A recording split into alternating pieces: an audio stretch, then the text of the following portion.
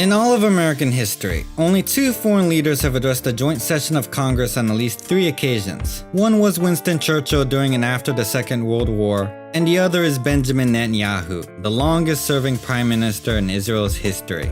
Netanyahu gave his first speech to Congress in 1996. As the newly elected, youngest prime minister in Israel's history, he received a warm reception from both sides of the political aisle. He was given a standing ovation when he pledged that in the next 4 years he would begin the long-term process of gradually reducing US economic assistance to Israel. While there was all smiles and cheers during the public spectacle in front of Congress, Netanyahu's veneer of cordiality disappeared in a private meeting held afterward with President Bill Clinton. Netanyahu exhausted the US president by giving a long and unsolicited lecture about the nature of Arabs, causing a fed-up Clinton to later remark privately, "Who the f*** does he think he is? Who's the f***ing superpower here?" Netanyahu's last address to Congress was in 2015, just weeks before the legislative elections in Israel in which he would be re-elected to serve another term as prime minister. This time, the invitation to address Congress came not from US President Barack Obama, but from Republican House Speaker John Boehner. The Israeli PM took the opportunity to get directly involved in a partisan war that was taking place at the time between the US Democrats and Republicans. Siding with the GOP in the House, he publicly denounced the Iran nuclear deal President Obama was then in the process of negotiating. Without saying it directly, the Israeli Prime Minister may have just well have proclaimed to the collective body of US lawmakers that he could do diplomacy better than their own president.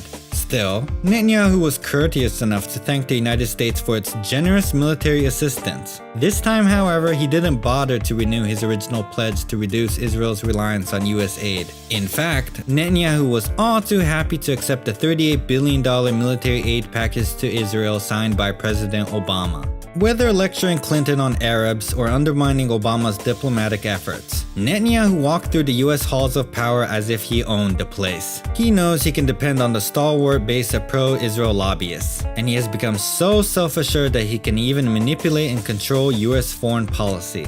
"I know what America is," Netanyahu once said to a group of Israelis in 2001 when he apparently didn't know he was being recorded. "America is a thing you can move very easily, move in the right direction.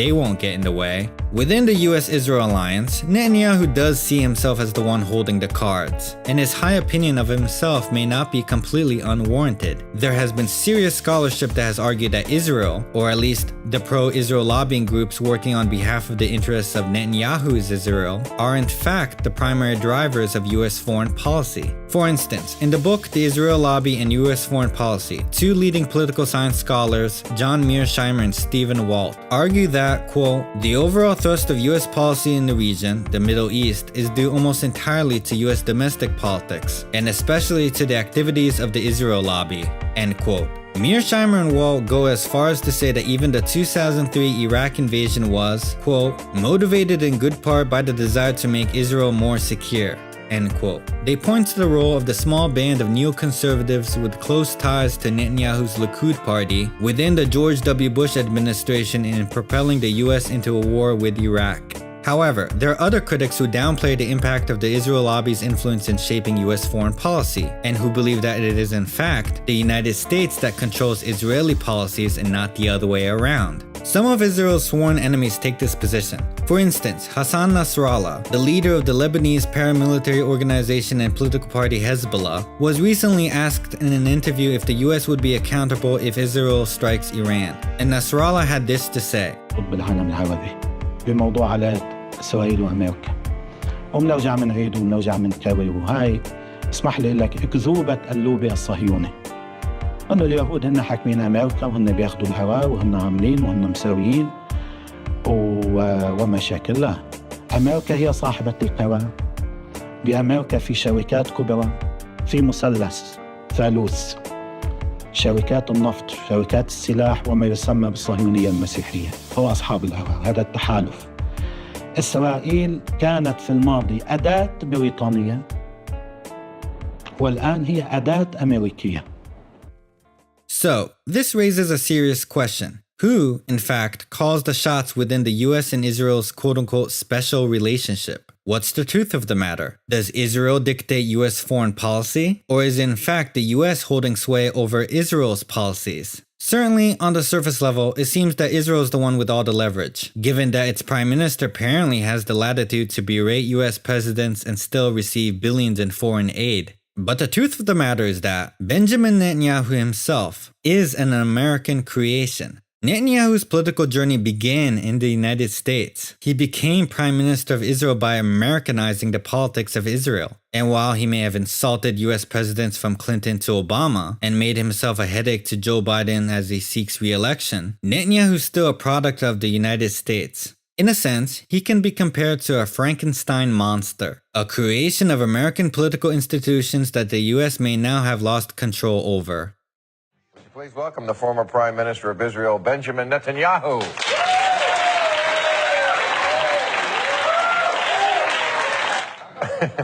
And I know when Israeli politicians come to the United States, it usually means they're trying to get their old job back. No, actually it doesn't, because America is of interest to us, whether in opposition or in government. America is important for everyone. But you do want your old job back. Yes, I do. Well, that's the kind of honesty we don't have here in America from our politicians. While he was born in Israel, Netanyahu grew up in the 1960s with an American upbringing. He graduated from Cheltenham High School in the suburbs of Philadelphia. Ben, as he was called by his American friends, later attended MIT and Harvard. In the late 1970s, he worked for the Boston Consulting Group, where he would make a lasting friendship with future Republican presidential nominee Mitt Romney. Initially, when Netanyahu returned to Israel with a desire to build a political career, his American upbringing was a liability. He was seen as something of a carpetbagger and not a true Israeli. He was still quote-unquote Ben and not yet quote-unquote Bibi. But in due time, Netanyahu's fluency and command of the English language, as well as his understanding of American culture, would end up working to his advantage. As the US and Israel's diplomatic relationship grew closer and closer, Netanyahu found ways to use his background to great advantage, paving the way for his ascendancy within Israeli politics. What was a liability at first turned out later to be his greatest asset. Netanyahu got his chance to exploit his Americanized background in building his political career in the 1980s, when he served as Israel's ambassador to the UN. Stationed in New York City, Netanyahu deepened his know-how and abilities, especially when it came to the all-important skill in navigating the US media landscape. He soon became a fixture on American TV screens. His regular appearances on ABC's Nightline with Ted Koppel solidified his role as the program's go-to quote-unquote terrorism expert. Netanyahu also appeared many times on CNN's Larry King Live, which at the time was one of the network's flagship programs. On a scale of 1 to 10 as a great guest, he's an 8. Larry King once said of Netanyahu, if he had a sense of humor, he would be a 10. While being a frequent guest on these US news shows, Netanyahu learned how easy and effective it was to misdirect the attention of American viewers. He learned how to play fast-moving news cycles to create distractions that would conceal Israel's most controversial policies from public scrutiny, and he became a master of distraction and used these skills to shift the American gaze away from Israeli actions. Netanyahu was rather open about this strategy and made arguments that Israel should capitalize on events that distracted the world. In 1989, for instance, after the Tiananmen Square massacre, Netanyahu wrote an article saying that, quote, Israel should have exploited the repressions of the demonstrations in China when world attention focused on that country to carry out mass expulsions among the Arabs of the territories, end quote. Additionally, during slower news cycles, or when there were no major world events that could camouflage the plight of the Palestinians, Netanyahu still found ways to come up with his own distractions, and at times he did this with great success. In May 1990, for example, Netanyahu was in a meeting with American Jewish leaders who were concerned that the expansion of illegal settlements in East Jerusalem was creating a bad look for Israel. Netanyahu conceded by saying, "You're right, it's a big problem for us now, but," he added, "it will blow over in a week. There's a much bigger problem that won't go away. Saddam Hussein is the Middle East's and Israel's #1 problem." The implication, of course, was that illegal settlements would have to take a backseat to more pressing problems. What is remarkable about Netanyahu's handling of the concerns of American Jewish leaders was that he actually had no specific knowledge of the particular threat. By citing Saddam Hussein, he was just throwing a random dart at the dartboard hoping that it might hit the mark and create enough concern to distract attention from what Israel was doing to the Palestinians. And this particular attempt at distraction was serendipitous, as it just so happened to be true. Just a few months after Netanyahu proclaimed that Saddam Hussein was the #1 problem, Iraq invaded Kuwait. Netanyahu's wild guest helped cement his place within the American media as the foremost terrorism expert. They loved to interview him, and Bibi delivered. He was a master at playing with American audiences, and he was a showman who understood the power of images. During the Gulf War, for instance, he persuaded a CNN reporter to interview him with gas masks on. Photos show Netanyahu smiling under the mask, almost giddy at the effect this bit of spectacle would have on the American public in generating sympathy for Israel. The absurdity of the stunt even caused Netanyahu to state the obvious. "I must say, this is the darnest way to do an interview," he said. "What it does show, however, is the threat that Israel faces. I cannot tell you when, I cannot tell you how, but Israel will defend itself." The US media was particularly generous to Netanyahu. They often went even further than the Israeli media to defend his reputation. Even during the lowest points in his political career, it would be the American, not Israeli media that would throw Netanyahu a lifeline. And one of the most egregious cases of this came right after the assassination of Prime Minister Yitzhak Rabin in 1995. In the early 1990s, the Israeli Prime Minister Rabin signed the Oslo Accords to begin the peace process with the Palestinian Liberation Organization, or PLO. Netanyahu, who was, at the time, leader of the right-wing Likud party, attacked Rabin for signing the accords. He compared the arrangement to the 1938 Munich Agreement, in which the British government ceded parts of Czechoslovakia to Hitler's Germany. "You are worse than Chamberlain," Netanyahu said to Rabin in the Israeli Knesset. "He endangered another nation, but you are doing it to your own nation." Netanyahu regularly appeared at anti-Rabin rallies. As the right-wing protesters burned effigies of Rabin, they shouted, "Death to Rabin, and with blood and fire we will banish Rabin."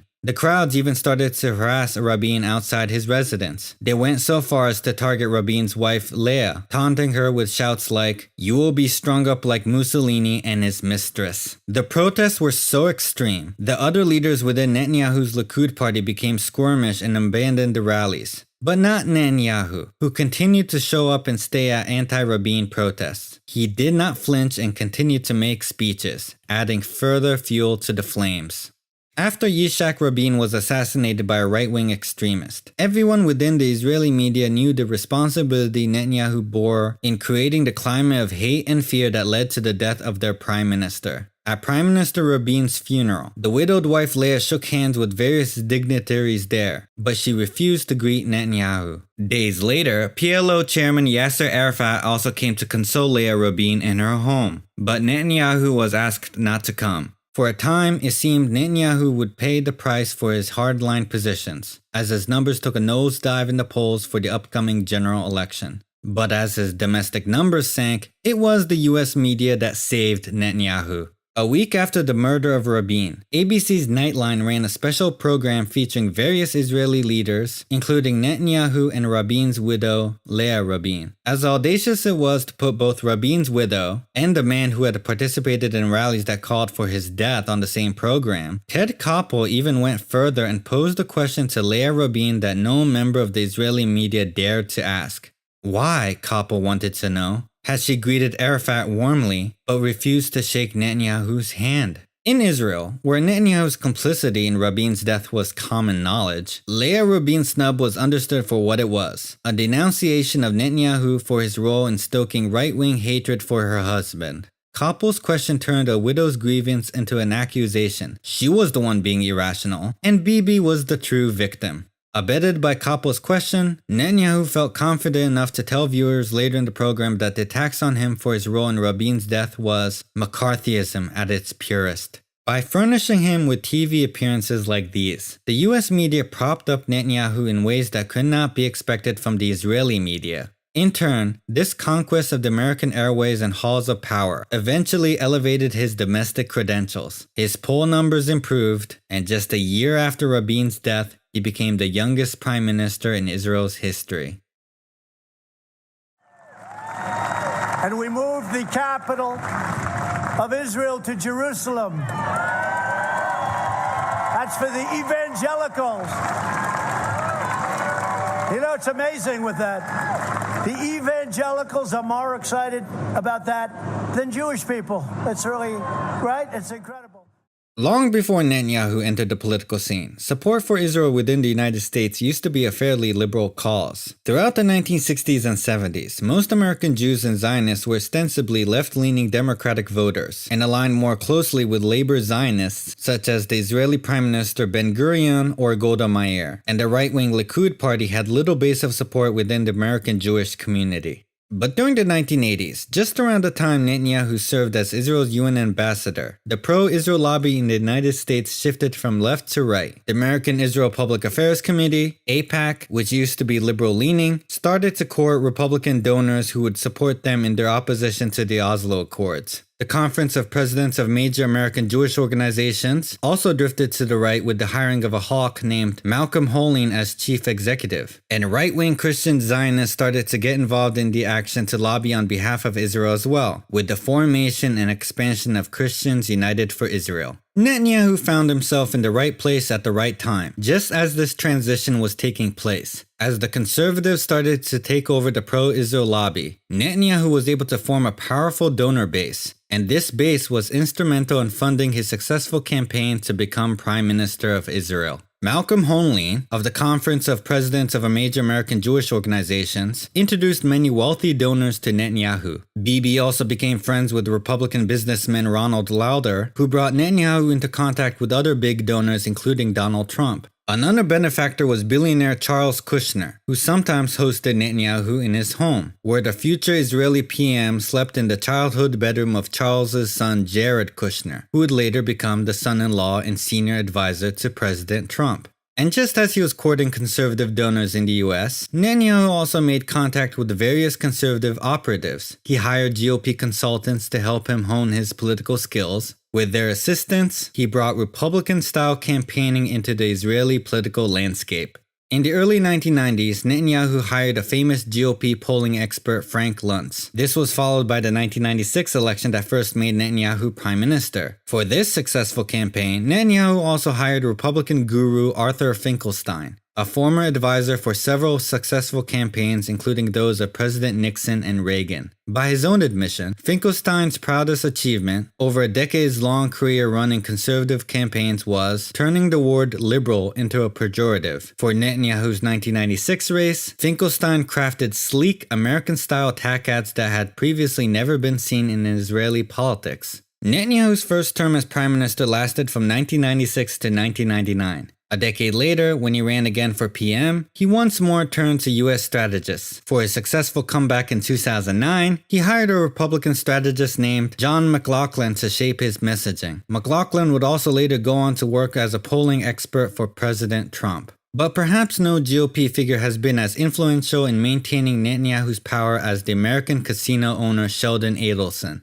who, before his passing in 2021, was the largest single donor to the Republican Party. Netanyahu and Adelson were especially close, speaking on the phone at least 160 times between 2012 and 2015. The impact Adelson had on Israel cannot be overstated. He spent millions of his own money to promote Netanyahu. One of the ways he did this was by funding Israel's most popular newspaper, Israel Hayom. Critics have nicknamed the Hayom as Bibiton for its peddling of patent propaganda on behalf of the right-wing Likud party. And while the newspaper doesn't make a profit, since it is distributed free of charge, it served as a useful platform for the right-wing American billionaire Adelson to influence Israeli politics from afar. What's especially curious about Netanyahu's relationship with the Republican Party, however, is that the majority of American Jews are actually aligned with the Democratic Party. And while Netanyahu claims to represent international Jewry, his largest base of support within the United States doesn't come from Jews. It comes, instead, from Christian Zionists. These are mostly white American evangelicals who adhere to the belief that God gave Israel to the Jews. In fact, polls show that this Bible-based conviction is stronger by a factor of 80 to 40% among white American evangelicals than it is among American Jews. Meanwhile, the largest pro-Israel advocacy group in America, with over 10 million members, is also not a Jewish-led group. It is Christians United for Israel, led by the evangelical pastor John Hagee.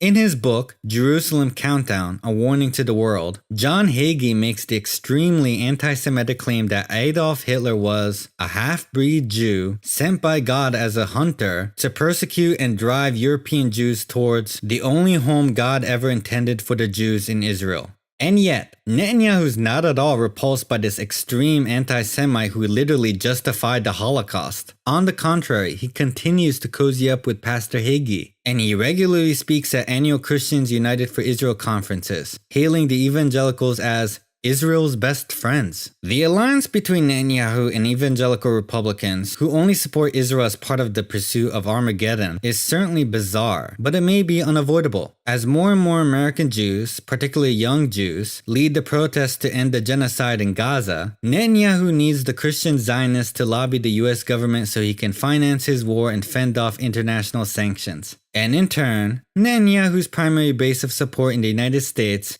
is increasingly becoming a group of anti-Semites.